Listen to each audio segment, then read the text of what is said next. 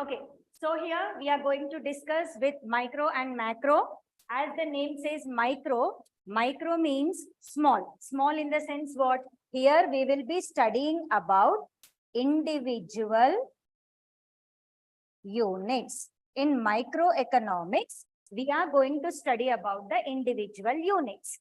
Whereas when we talk about this macroeconomics means macro means large, right? Macro means large, means we are going to study in the large quantity. That means it studies total economy.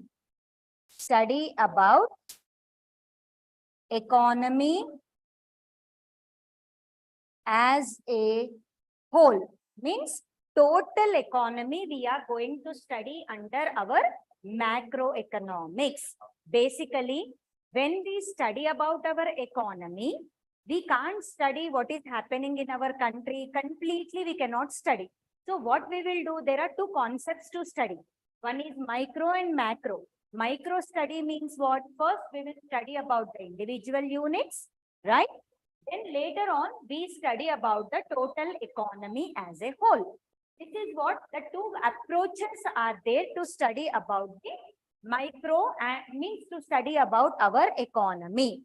So here we can say micro means small, macro means large. Microeconomics studies about individual units, macroeconomics study about economy as a whole, right? This way we have differentiate. We have more points to differentiate between micro and macro. Now, we also say that micro is also known as price theory. Microeconomics is also known as price theory. Why? Because we are studying about individual units. That is the reason it is also known as price theory. Whereas macroeconomics, it is known as income and employment theory. So our macroeconomics is known as income and employment theory. The next one, in microeconomics, it explains our microeconomic explains price determination based on demand and supply. Based on demand and supply means how we will determine the price here, means whatever the price mechanism is there. So when we say here this price mechanism is what? Means when we increase the price or decrease the price, increase or decrease the price depends upon demand and supply. Whereas in macroeconomics, it is based on aggregate demand and aggregate supply. Aggregate demand and aggregate supply. Aggregate means what? Total. Throughout the country, throughout the economy we are studying. So it depends, whatever the price mechanism, increase or decrease or changes in price is there, that is based on our aggregate demand. That means total demand in the country and total supply in the country, right? Whereas in micro, as we are studying individual unit, it is based on individual units demand and supply. So price mechanism is based on demand and supply. Here it is based on aggregate demand and aggregate supply. Okay, then next one here, price determination is done in both price determination is done in both commodity market and factor market. So in our microeconomics, whatever the price determination, how we determine the price? We determine the price for individual product. Individual product, it can be in the commodity market or it can be in the factor market. What is commodity market? Commodity market means where goods are purchased and sold, where our commodities are purchased and sold. What is factor market? Where all the factors of production is bought and sold, buying and selling of factors. Factors means what? Our land, labor, capital, organizer. These are also sold in the market. That market is called as factor market. So, price is determined in both commodity market as well as factor market. The next one, our macroeconomics, what happens? It deals with what it will be done when we study macroeconomic analysis. It deals with national income, right? Then we have employment levels in the country. How much of employment is there in the country? Inflation. So in the total economy, what is going on in the total economy? How much is the national income, right? How much is the employment level in the country? What is the inflation rate in the country? These all we are going to study under macroeconomics. In micro, we determine the price. In macro, we study about the total economy. Okay. And also we say that micro, it is also called as partial equilibrium, because we are studying only one part, only one individual, whereas macro, it is termed as general equilibrium. General means as we are going to study about the, in general about the total economy, right? So this is partial. Micro is also known as partial equilibrium. Macro is also known as general equilibrium. And one more point of difference we have, that is micro is static in nature.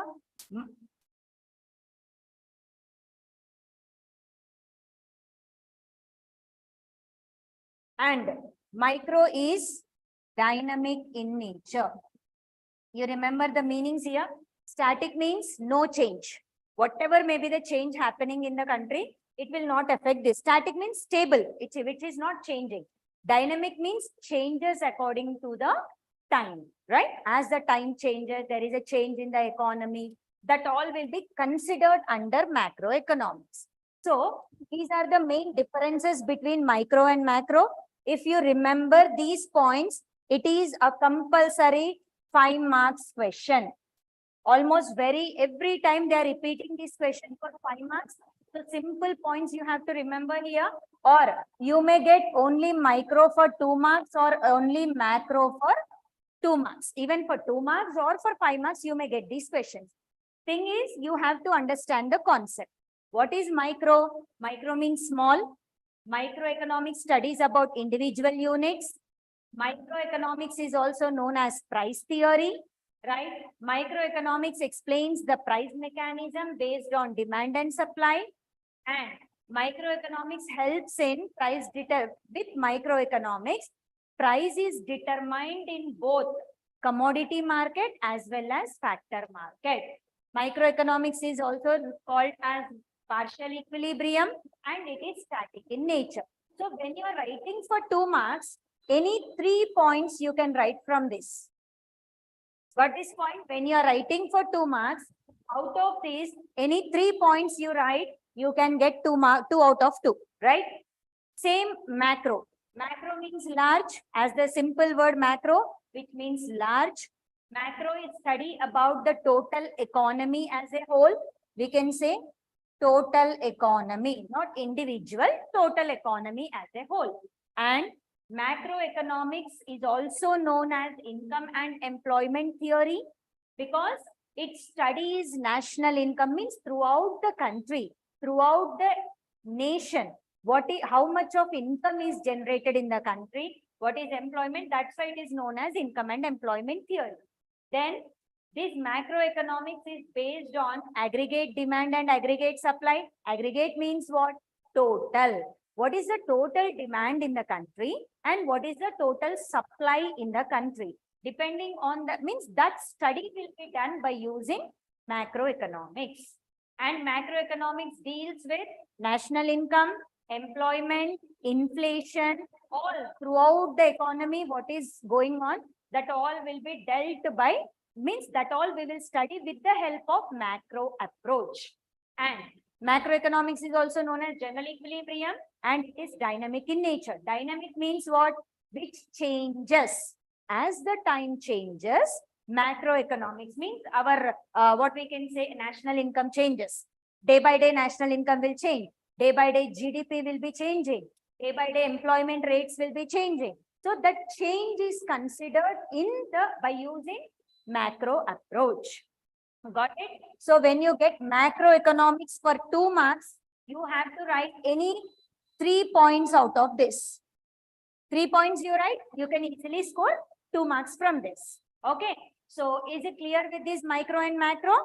Micro, as the name says, small, it is study about individual. Only one unit can be studied. One product pricing, one product, how much supply is done in the market, whether to increase the price of that one single commodity, that is studied by using micro approach. Whereas macro approach means we are going to study about the total economy. In Indian economy, what is the GDP? In Indian economy, what is the employment rate? So that study we do with the help of macro. So to study the economy means now we are going to study Indian economy and all. To study this economy, so both micro and macro are useful. Okay. So this completes your 5 marks answers, right? Like yesterday we have discussed with utility. Utility, types of utility is 1 5 marks question. Micro and macroeconomics is another 5 marks question. Clear? So just go through, see these points. We will go to the next question here. Let's see the difference between micro and macroeconomics here. This you may get for 2 marks or even for 5 marks also you're getting this one.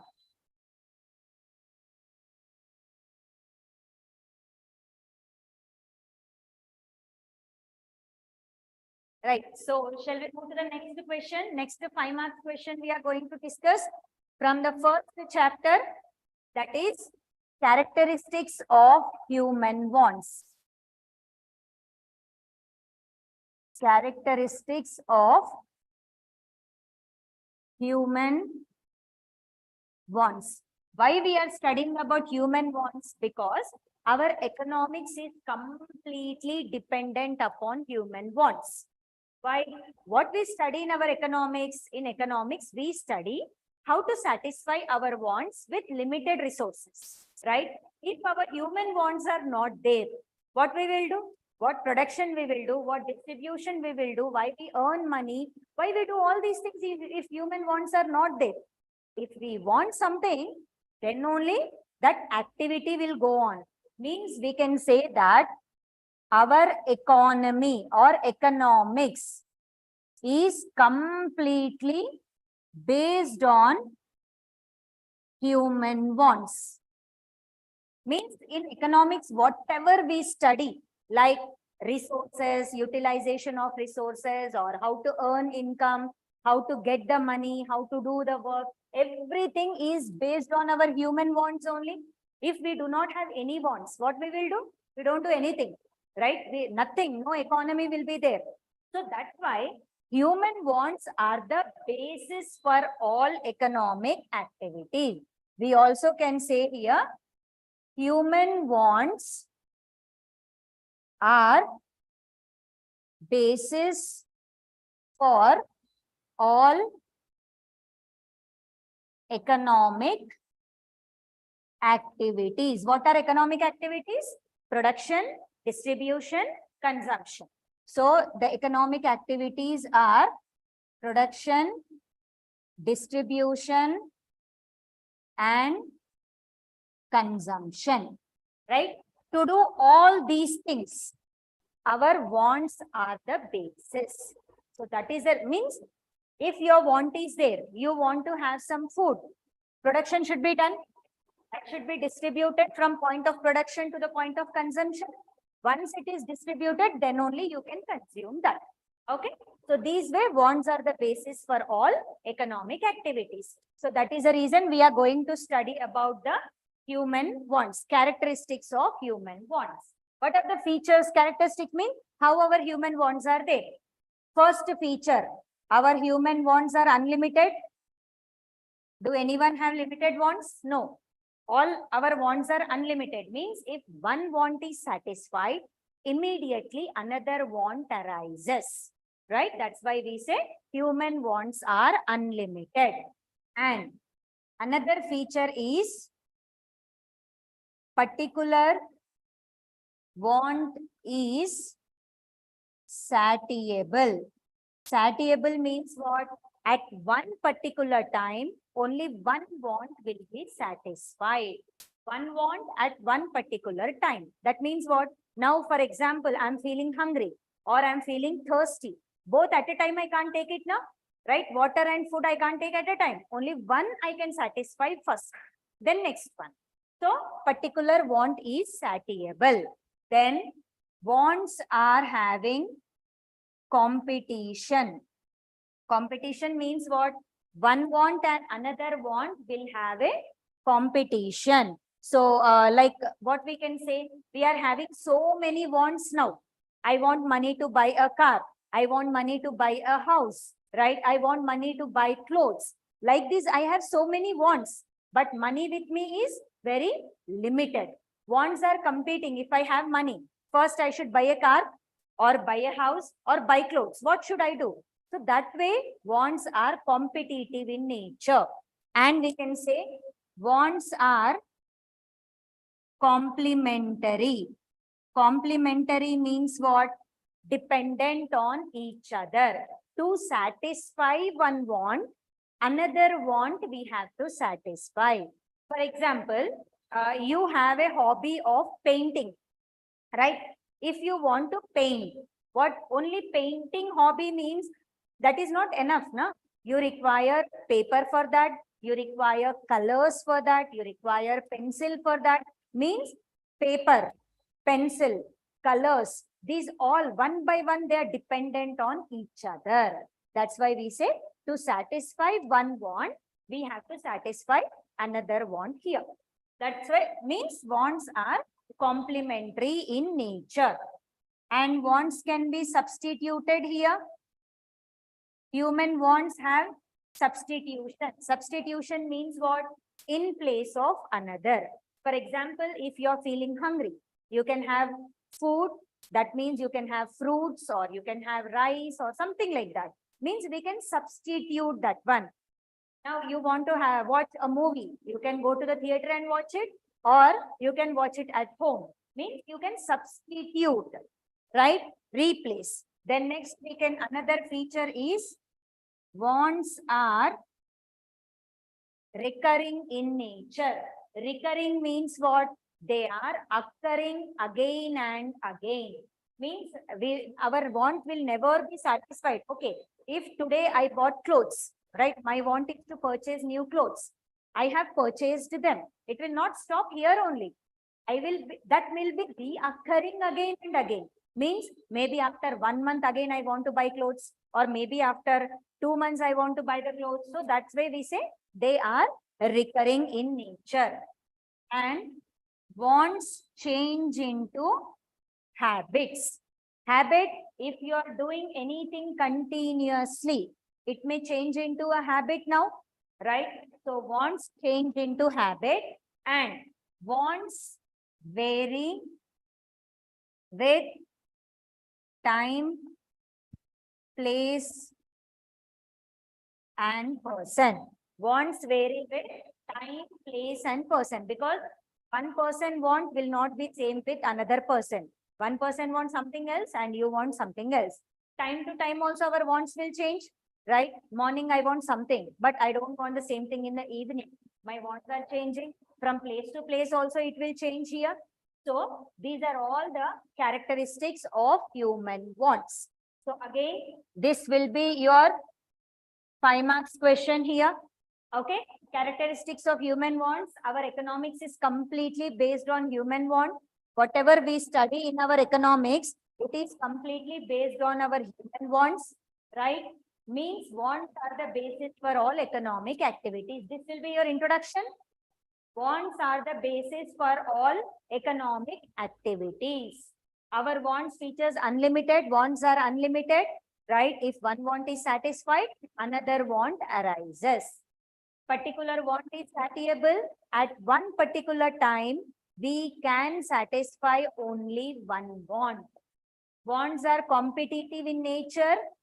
Wants are competing. Which one to satisfy first? They are competing with each other. Wants are complementary. Complementary means what? They are dependent on another one. Wants can be substituted. One want can be substituted with another want. Wants are recurring in nature. Means the want, whatever the want we are having, they are reoccurring. Again and again, they are reoccurring. Want change into habits. If you want anything, right? For example, you're feeling some headache or something like that. You want to have a cup of tea. If you do that regularly, it may change into a habit. So want change into habit. Wants vary from time to time, place to place, and person to person, right? So this is a very simple 5 marks question here. So with this, we have completed the 5 marks question. One more scarcity definition is there. That is not that much important. Better you can prepare these questions. So what are the 5 marks questions we have prepared here? Just see what are all the questions we have discussed. 5 marks questions. First question, utility and its types. So like yesterday we have discussed this question, utility and its types. Utility is a power of a commodity to satisfy human want. The types, form utility, time utility, and all.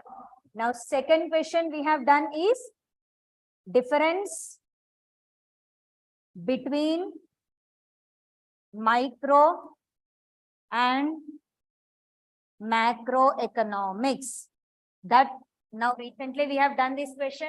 Difference between micro and macroeconomics, that 6 points are there. If you write that 6 points, that is more than enough. Now next, characteristics. Analyze the characteristics of human wants. Analyze the characteristics of human wants. Like we have seen, wants are unlimited, wants vary from time to time, place to place, and all. That 6 points, if you explain, you will get it. So these are the 5 marks questions you are having. Now coming to the 2 marks question from first chapter. Like we have discussed, free goods and economic goods. As you, like if you remember, free goods which are given by nature, economic goods are the goods which are man-made. Free goods does not have price, economic goods have price. Free goods, there is no cost of production, economic goods have cost of production. So like that, these will be for 2 marks. Then next one we have capital goods. Capital goods or consumer goods. Capital goods, consumer goods, intermediary goods.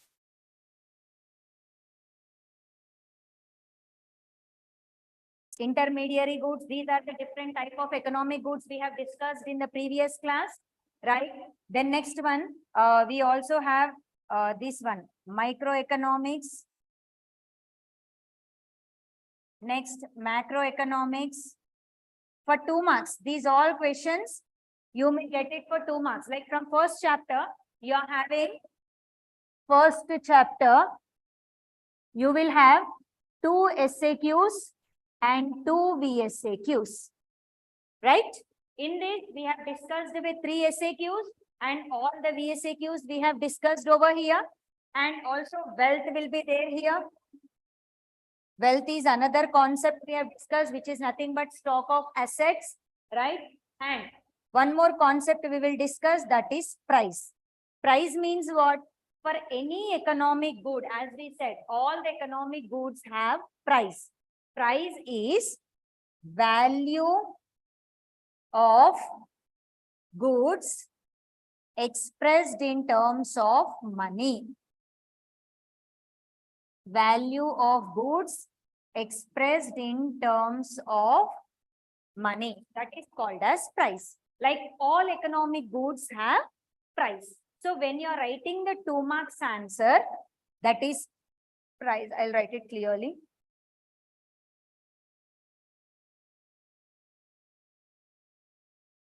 So when you are writing the 2 marks answer for price, here we can say value of goods expressed in terms of money. This is one point. Like I said, 2 marks answers, 3 meaningful points should be there. So value of goods in terms of money. Then another point is all economic goods have price. Free goods does not have price, but all economic goods have price. So we can say rupees 10. We are paying for 1 pen. 1 pen cost is rupees 10. So 10 is the price of the commodity, is the value of that pen. So this way you write your 2 marks answer. This is more than enough. One more 2 marks we have, like yesterday we have discussed wealth. Wealth means what? It is stock of assets held by an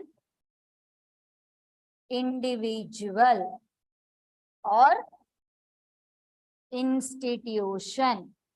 Held by an individual or institution.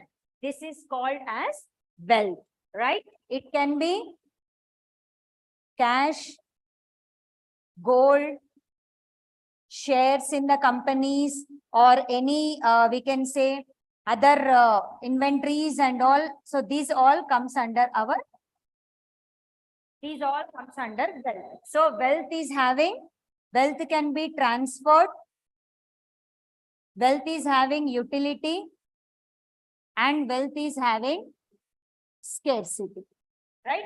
So these points you write about the wealth. So your 10 marks, 2 marks answer will be completed. Okay. Then, okay, these are all the questions you have to, means you have to revise from this. You just see. So utility, right? Difference between micro and macroeconomics, characteristics of human wants. These are your 5 marks questions. And 2 marks questions, free goods, economic goods, capital goods, consumer goods, intermediary goods, microeconomics, macroeconomics, and price, then wealth. So these are the questions you have to prepare from your first chapter. So this completes your important questions from the first chapter. Whatever we have discussed in the class, like yesterday's class and today's class, these will come for your questions for your exam, right? Prepare these questions. So your first chapter will be completed. If you are thorough in these questions, like 2 5 marks questions, 10 marks, and 2, you will be getting like 2 5 marks. So you may get 10 marks and 2 marks questions, 4 marks. So first chapter, if you are thorough, 14 marks easily you can score from your first chapter. Clear? So this completes your first chapter. So let us start with our second chapter. Basic introduction we'll do. Okay. Second chapter, it studies about theory of consumer behavior. Means in our second chapter, we are going to study the basic concepts regarding to the consumer behavior. Means how consumer will satisfy his want, right? So to study consumer behavior, first we are going to study basic concepts, which is very useful for your 2 marks again. Okay. So first today we are going to discuss only with the basic concepts. So first in consumer behavior, we study about utility. Like in first chapter only we studied about the utility. Utility means what here? Power of a commodity to satisfy human wants. Utility means power of a commodity to satisfy human wants. This is called as utility, power of a commodity to satisfy human wants. And here we can say utility is a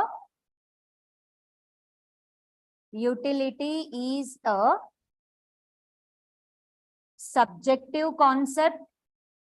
Subjective means what? We cannot measure them in quantity. That's why we say utility is a subjective concept and it differs from person to person, time to time, and place to place. Means what the product is giving utility to you, it may not give utility to the another person. So it differs from person to person. What is useful to you may not be useful to others. Time to time means the usefulness changes from time to time. Like in rainy season, umbrellas may be useful to you, but in winter season, that may not be useful.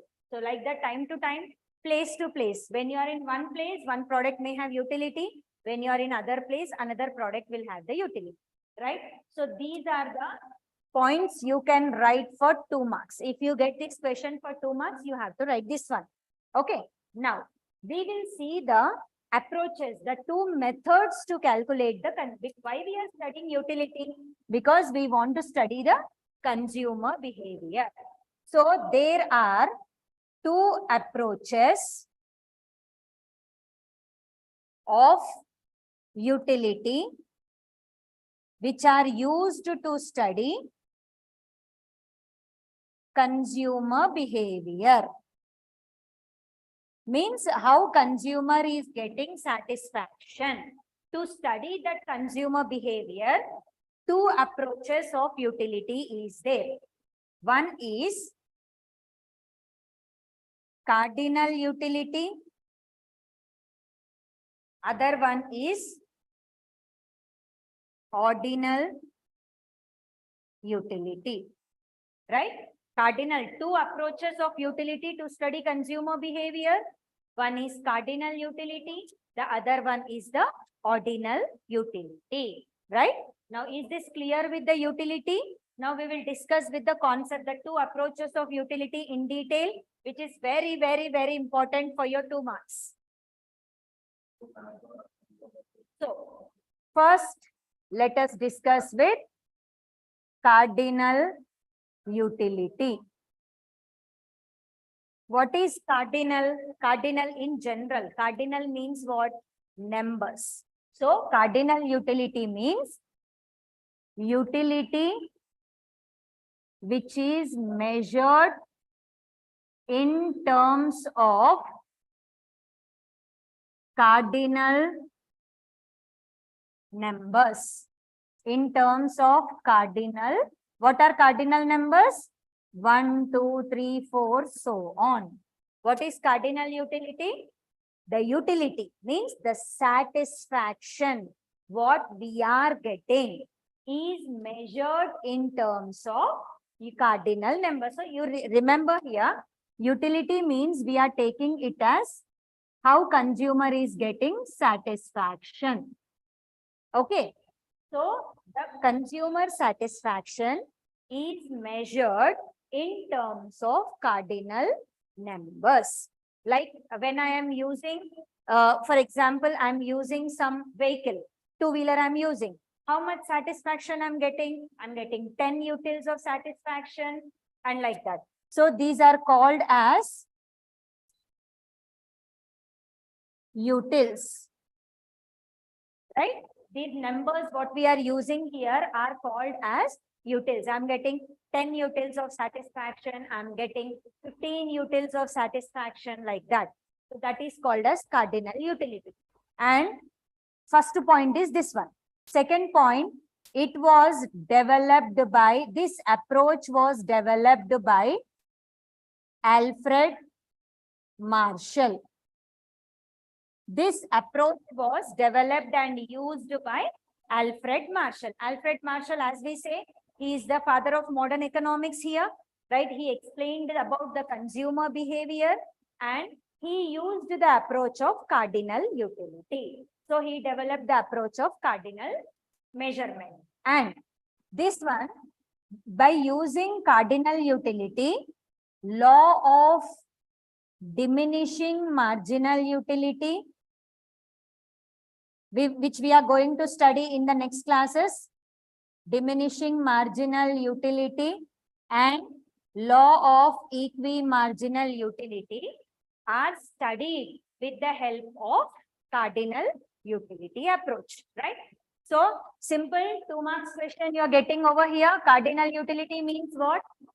Utility which is measured in terms of cardinal numbers. That is 1, 2, 3, 4, which are called as utils. And this approach was developed by Alfred Marshall, who is father of modern economics, and law of diminishing marginal utility and law of equimarginal utility are derived from this cardinal approach. Means they are based on cardinal utility.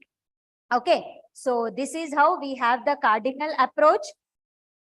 So means our satisfaction is measured in cardinal numbers. Now, second one we have, that is ordinal utility. Ordinal utility means what? See, cardinal, ordinal, I said two approaches, two methods of calculating the utility, satisfaction, which is derived by the consumer. Now, in this chapter, we say utility means satisfaction, how consumer is getting satisfaction. Okay, so here we can say utility measured in ordinal numbers. What are ordinal numbers? First, second, third, so on, right? Why we say here? Because in reality, if you observe, can we measure our satisfaction? I got 10 satisfaction. I got 20 satisfaction. Can we measure our satisfaction? No, that is not possible in reality. But Alfred Marshall used it to explain the basic consumer behavior. In reality, how we calculate our satisfaction? First product gives me more satisfaction. Second one gives me less satisfaction. Third one is giving me very less satisfaction. So like that, we are comparing. Okay. Based on our scale of preference, we are comparing and we say first one is giving more satisfaction. Second one is giving more, means depending on, that is nothing but we call it as ordinal utility. Utility which is measured in ordinal numbers. So here, utility is measured based on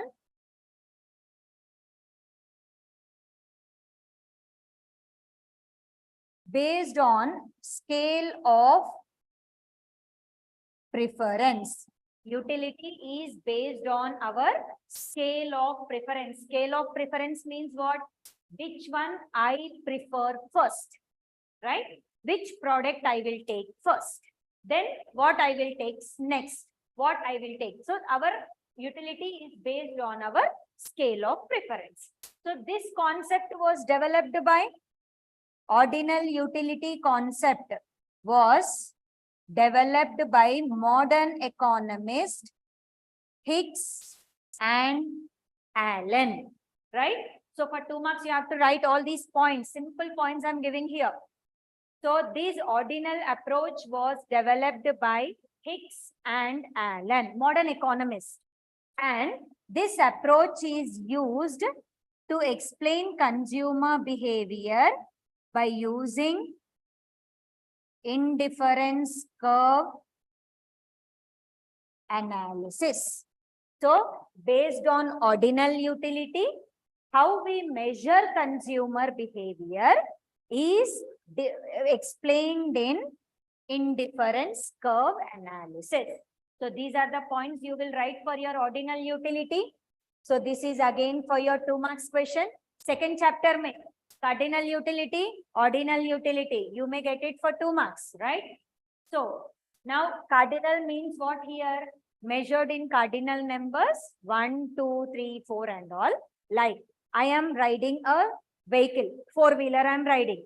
It is very smooth and everything. I am getting 90 good satisfaction. How much? I am getting 100 satisfaction or I am getting 50 satisfaction. Like that I can say. That concept is called as cardinal utility. This is explained by Alfred Marshall. Means to explain consumer behavior, cardinal utility is used. Next, ordinal what? Ordinal is what? Means where we cannot measure, right? In reality, if we see, I cannot measure my satisfaction. Now I eat some, I'll have one cool drink. How much satisfaction I'm getting? I can't say in numbers, right? So that time I'll say first one is better than second one, or this is better than that. That is based on scale of preference. Scale of preference means what? What consumer prefers is called as scale of preference. What I prefer first. Now I'm feeling thirsty. I want water, fruit juice or cool drink, right? In that, which one will I choose first? That is called, means I will choose first water, then fruit juice, then later cool drink. So that way, scale, which one I prefer first. That is called as scale of preference. And this approach was developed by Hicks and Allen. And indifference curve analysis is based on ordinal utility approach. Clear? So this is all about your second chapter, that is utility. Utility means what? Power of a commodity to satisfy human wants. Utility is a subjective concept. Utility differs from person to person, time to time, and place to place, right? There are two approaches of utility. One is cardinal utility, other one is ordinal utility. Don't get confused here, because in first chapter also, we studied about utility. But in first chapter, what we have studied? We have studied types of utility. Types are different, approaches are different, right? Types of utility for 5 marks. This cardinal and ordinal are the methods. Okay. So this way we have two approaches. One is cardinal approach and the other one is the ordinal approach. Is it clear with this utility, ordinal, cardinal and all?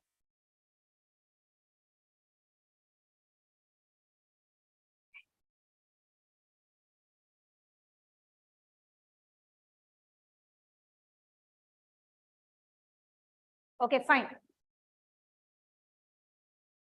So, like before starting our diminishing marginal, which is very important question, some small concepts are there. Again, for 2 marks, you will get that one. We will study, that is total utility. What is total utility? Here we are going to study with total utility and marginal utility. These are the two concepts we are going to study here. First, what do you mean by total utility? Total utility is the total satisfaction derived by consumer by consuming all the commodities. By consuming all the commodities means when we consume means what? When we take, right? Like 1 apple you are taking, you are getting 10 satisfaction. 2 apples you are taking, your satisfaction will increase, because as you take more and more, your total satisfaction will increase now. For example, first apple, 10 satisfaction, right? Like we are assuming, we are measuring in cardinal numbers, not ordinal. Okay. Second apple we are taking. From 2 apples I take, my satisfaction will increase here. So from second apple, 20. 3 apples I am taking, all the 3 at a time I am taking, my satisfaction will increase now. Total satisfaction it may increase up to 28. Okay, so like that, as the number of units are increasing, my total satisfaction increases. So, what is total utility? It is the total satisfaction derived by the consumer by consuming all the commodities. So, that is called as total utility.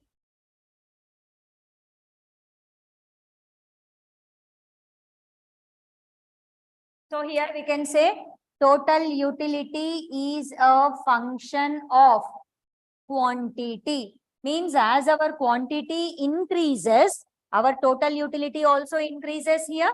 So here you can see, as I take more and more quantity, my unit total satisfaction is increasing.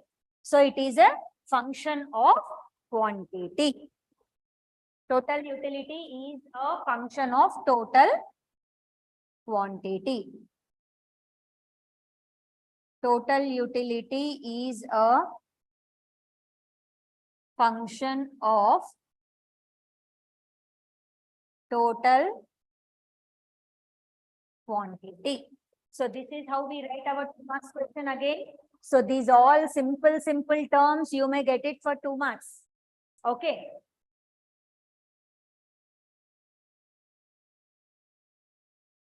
So this is total utility.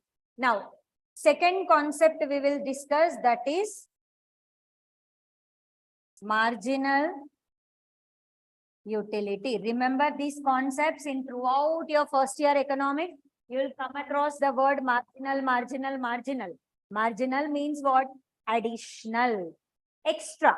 Okay. You can say here, like in simple terms, if I say extra satisfaction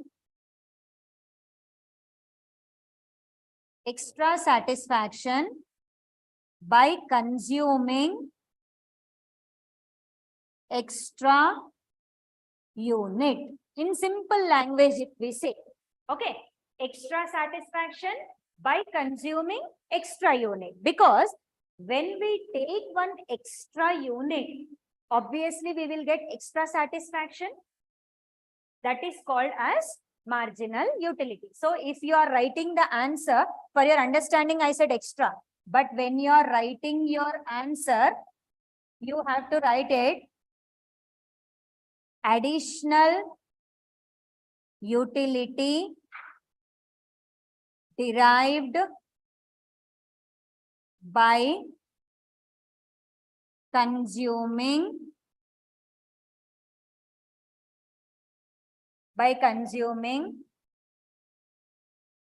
additional unit.